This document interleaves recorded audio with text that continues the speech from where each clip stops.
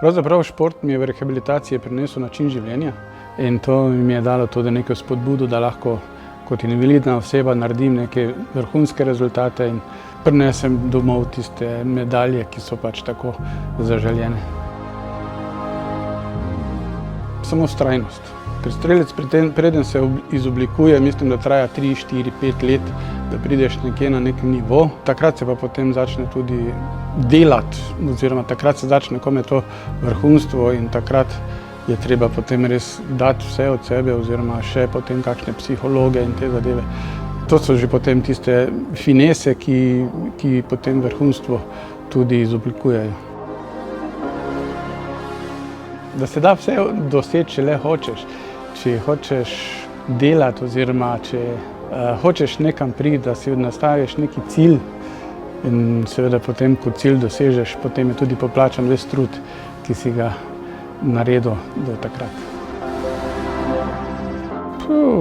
Joko zaradi športa.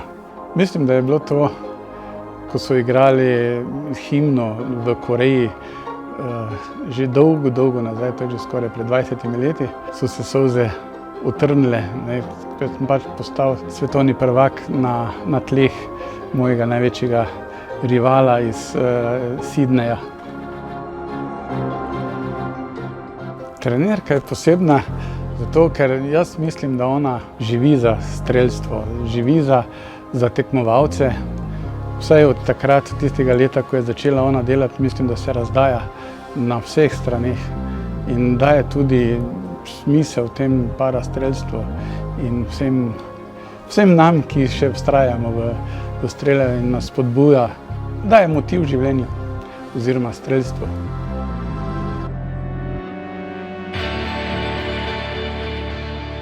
Začni se ukvarjati in delaj to z srcem, ne se ozirati na pomanjkanje finančnih sredstev. Vse se da narediti, rezultat pride sam in potem seveda z rezultatom pa tudi vse druge stvari, ki so tudi potem mogoče zelo dobre, ki pač ti kvaliteto življenja povečajo.